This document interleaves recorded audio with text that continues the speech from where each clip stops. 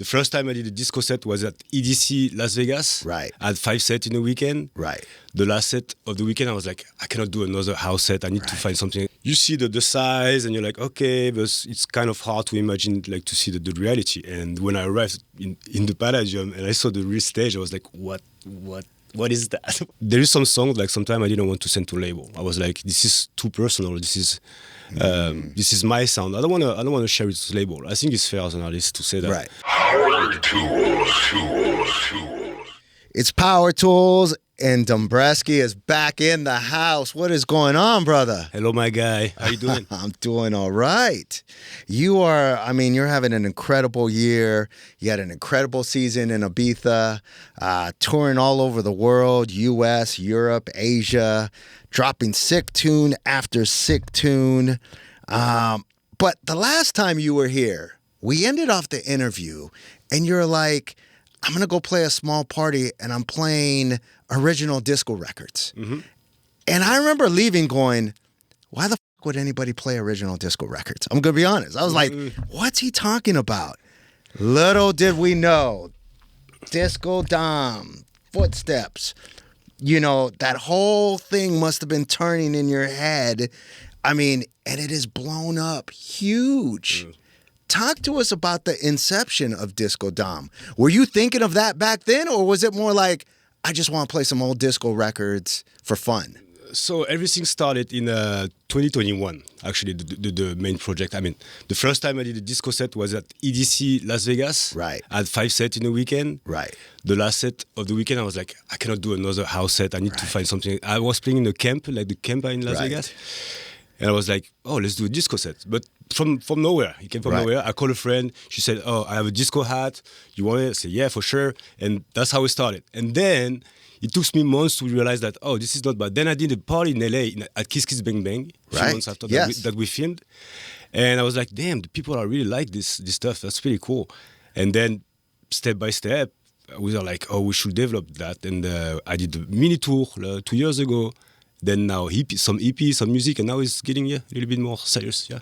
Oh, yeah, because when we did the interview, I didn't do the Palladium show in LA. No. That was before. Yeah. No, that was before. Yeah. No, you were just doing the Kiss Kiss thing. Yeah. You were off to that, and I was just like, and I asked you when we're done with the interview, you're playing the original versions. You're like original unedited versions, and I was just like blown away because I'm like, I know those records.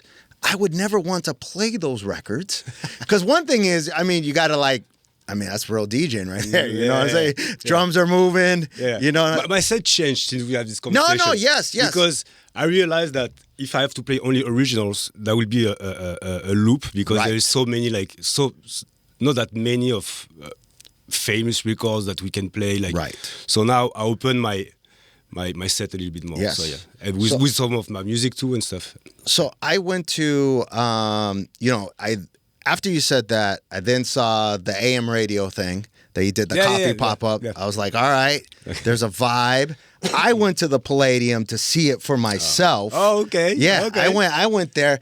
And I didn't go backstage or anything because I wanted to experience the whole thing for myself. Best, yeah. And I was blown away. The people dressed up, the energy, but more importantly, everybody dancing on the fucking dance floor. Yeah. Like dancing, like moving, not just camera up. I'm going to stand here to get my social media moment.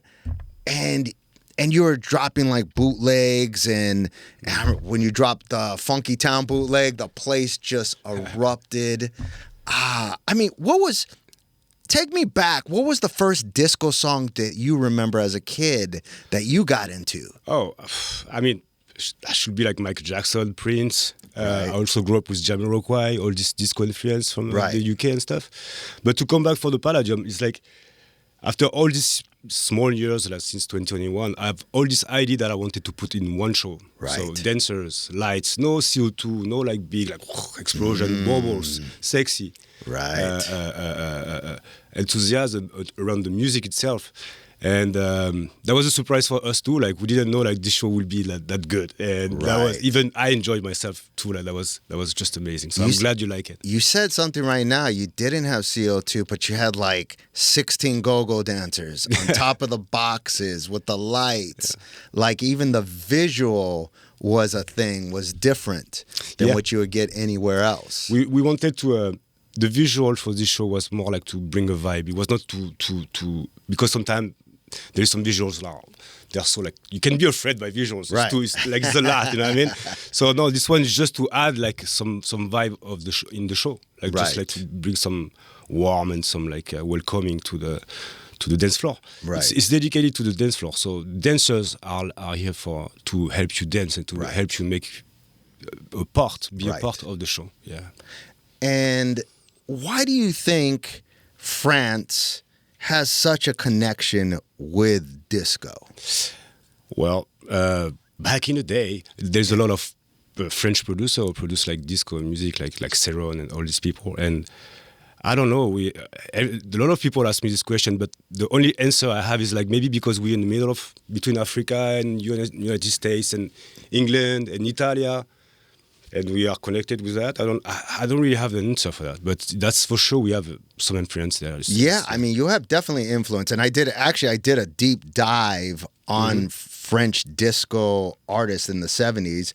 I didn't know Sharon was from France. Yeah. And I didn't know like Patrick Hernandez, Born to Be Alive. Oh, yeah. I didn't know I was, in my head, Patrick Hernandez, that's a Latino, you know, with a name. It's French. No. Yeah, and then like Voyage, Souvenirs. Yeah. Oh, you know that? Wow, that's crazy. I didn't know that was French. Yeah. And I was like, okay, this explains the deep-rootedness. You know, I knew Italy had a disco scene. Yeah, Italy disco. Yeah, obviously America had a disco scene, but I never knew that you guys were cooking it up in the 70s. Mm-hmm.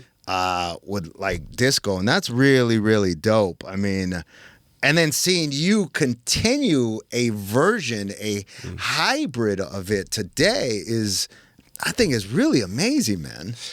Man, I'm surprised too. It's like it's a surprise for me too. Like it's working, people love it, and it's just a good time. And yeah, and it all just started because you had 5 sets at EDC. Yeah, and you needed to change it up. And before to be Dombresky, we had this conversation the last time. But I was like more mainstream DJ before in France. Yeah. So I have like this disco folder already. That was ready. Right. So I didn't have to prepare my set for EDC Las Vegas. Right. It was ready. So I was like, oh, just play this tune. Yeah. That's amazing. And now you're even your latest single, The Apex, is a Disco Dom with KRESPO song. Yeah. And that song, it's on your label, Process Records. Mm-hmm. And that song sounds like Giorgio Moroder and Bobby Orlando had a baby. And talk to us about the collab and the inspiration, because the tune is really dope. Well, so I connect with this guy from Chile, KRESPO, and we talked a lot. He sent me a lot of music, and we did this song together, and it was just that's a perfect, like you said, like it's a hybrid between like new disco and like fresh and old, and I'm very excited about this record, and it's on my label, so yeah, just.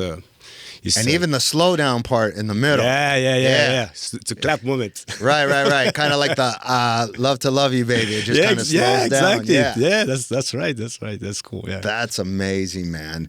And then your recent single that you did, Running, the collab with CHANEY and KLP. I mean, that's not the Dombresky record I expected, but it's the Dombresky record I'm glad you did. Thank you so much. Like, I think it's good. Timeless. I think that's records like timeless. Like 10 years from now, 20 years from now, you'll be like, oh, that's a dope tune. Talk to us about that collab and inspiration. Same, CHANEY. I know CHANEY since years, and we have so many demos in common. And we made this one. I was like, oh, that's the one. You know, when we have a friend and you're working with him, you have so much music. And I have so much music with him, but that you guys have worked on together in the past. You know, you work on a track and say, "Oh, that's the one. Let's release this one," and then you play it. You're like, it's not good, and then you meet something. And I was playing this one in the club, and it was working all the time. That's the most important. When you play a record and people doesn't know the track, and it works, that's a good sign. And KLP was an amazing singer, and she is. And Yeah, I'm very excited about this song. But you were talking about timeless music. That's my goal in general. I try to achieve this level of quality, if I can say that. Right. But I will be, because I make music for me too. Like I want to be able to listen to my own music in 10 years and say, oh, it's still fresh, it's still cool. Right. It's still a good moment to hear it. Right. That's my goal, yeah. Let's talk about your run in Ibiza. You played some great parties this year, the Elroy party, the David Guetta party, Dom Dollars closing, the R House. Why do you love playing Ibiza so much? Like, why is it so important to our ecosystem of dance music? Because I think Europe is the culture of the house music is something very important, and Ibiza is like the island of the DJs, and you have to be there to be successful. You can be there and just play in Ibiza and be successful all around the world. You can see all the people who has like residencies. Right. As soon as you have a residency there, it means like you can play all around the world. Right. So it's a very important platform, and for me, I was excited because I'm obviously French, and I came in America 10 years ago, and I was like, oh, Europe is behind me. I want to see like a new territory. Right. And now since 2 years, I just start to go back to Europe, and I'm excited to go back to Europe because I didn't really care before. I was like so focused in America. Right. But now I discovering the Europe, and it's so exciting because I didn't even know there's so many parties, there's so many events. Right. I was ignorant, and now I'm discovering like Ibiza and all this party, even in Spain, in France, Italy, UK. I just played in London. That was amazing, and I realized there's a different market, and it's very interesting as a DJ, and because you can be busy the whole year in America. If you can play. You can fully play the whole year in America as a DJ. Right. So you can be very busy with only America territory. But now I'm very excited to be able to play in Europe. And this summer was the best example. So many good parties. It's so good. Right. Yeah. And then you have your residency in Vegas. Yeah. That's got to be also very important. Talk to us about the residency in Vegas. Same, like after, it's one of the goals as a DJ to have it's very good to have a residency. And plus in Vegas, that's one of the best places. So I play at Live, maybe, I don't know, like 5 times a year. And it's going very well. I play this weekend, Friday, at the Beach Club, yeah. And yeah, it's amazing. It's like same as a goal as a DJ to have a residency like this. You can have you have your safe place, you show you have your shows, and makes your brain like pretty cooler, yeah. Right. So when do you decide to do Dombresky show, and when do you decide to do the Disco Dom show? Well, for the Disco Dom show, I have no pressure for this show, so I don't need it. Like I talk about the money and stuff like that. So we choosing the coolest place we can do. So it's me and my team, like we really think about what is the coolest place we can play, the coolest market. We don't have the pressure because it's a side project. We don't have the pressure to play too many shows, right? And that's what is exciting too. So, and again, for next year we have so many good surprises because the goal of Disco Dom is to create memories and like be able to share like an experience as a show. And I think the place where you're playing as a DJ for Disco Dom is very important. Like so, we choosing our place, choosing the moment, choosing the location is very important. Location is important. You got to be able to pull off the vibe you want to pull off. I really care about that. And we really try to find the coolest place ever and very special. Like, yeah, when you go there, like, oh, what is going on here? And now I'm able to bring my stage too. So now I have a stage, I have a production stage, I have the dancers, I have visuals, lights, everything. So, yeah. It's all ready to go. It's all ready to go. So the Palladium was a big test. That was a test. That was the launch. That was my first a production show as an artist, and so like I said, it was a surprise. I didn't when they built the stage. So you have to design the stage first. You have some documents and stuff, PDF and stuff. So you see the size, and you're like, okay, but it's kind of hard to imagine to see the reality. And when I arrived in the Palladium and I saw the real stage, I was like, what what is that? What's that? That was insane. And with the light, and when they turn on the light, I was like, okay, that's amazing. This is gonna be great. That's dope. Yeah. Now let's talk about Process Records, your label. You took a big step this year, started releasing songs from other artists. Talk to us about the future of Process Records. Yeah, so like you said, Process Record was for me like, there is some songs like sometimes I didn't want to send to label. I was like, this is too personal. This is my sound. I don't want to share it to label. I think it's fair as an artist to say that. Right. And I was like, oh, I should have my label to be able to distribute my music. Right. So that's how it started. And then getting more serious and serious. So now you have official promotion, official like distribution. Right. And it went pretty well. But now I'm like, why I should like give some lights to young artists that I like. Right. And it's great. Like it gives me the opportunity to stay connected with the young generation, which I love, and I love being a label owner. It's very interesting. It's a lot of work, but it's good.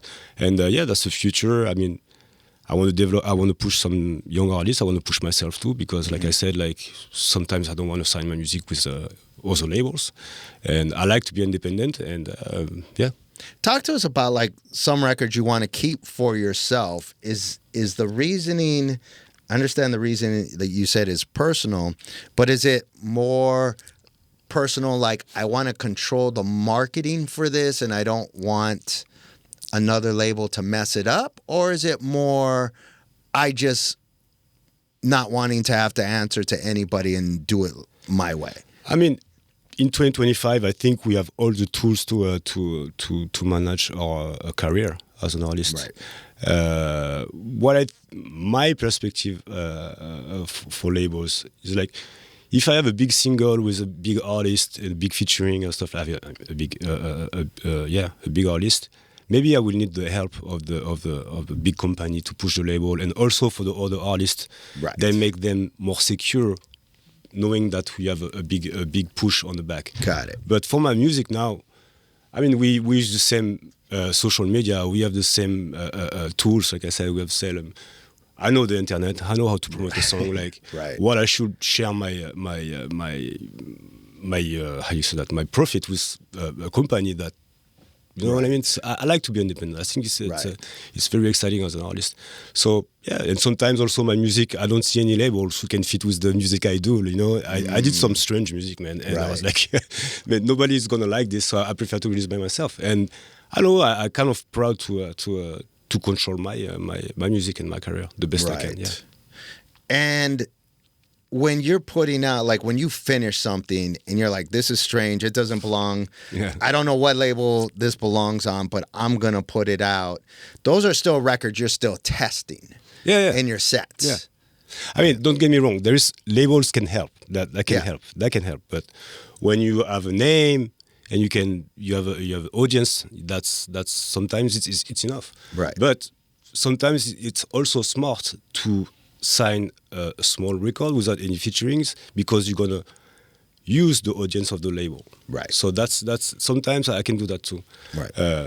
I don't hate labels, but no. I mean, I'm not saying it's a strategic way. So but you need for sure have a name. Yeah, of course, you have to have a platform. A platform to be able to promote your music. 100%. So. What else does Dombresky have cooking for the rest of 2025? Touring a lot, music a lot. I came back from Europe this summer. I have a session every day with singers and producers. Never stop. I have one this afternoon again. So you're setting the music you're recording right now is like you're setting up next year. Yeah. So you have to create it. Right. Arrange it, test it, and if it's not good, you have to really do it again. So, right. Yeah. But then, more show. Very excited about the Disco Dom project again. There's going to be more Disco Dom shows next year. Well, more, I don't know, but more shows outside of America too. We're gonna try to develop in Europe, in South America. Same for Dombresky. I don't really tour in South America for now. So now we try. There is so many continents that we need to develop. Right. I'm going to Australia. I'm going to Australian tour in January.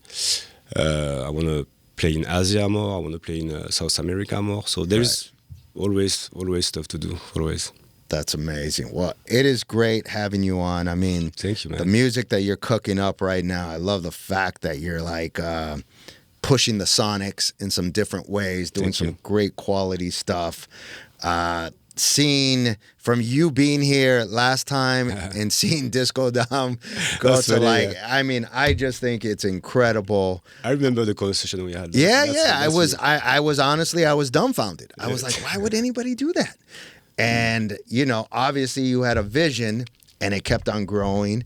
And sometimes you have to put that seed out there, and sometimes people gravitate to it.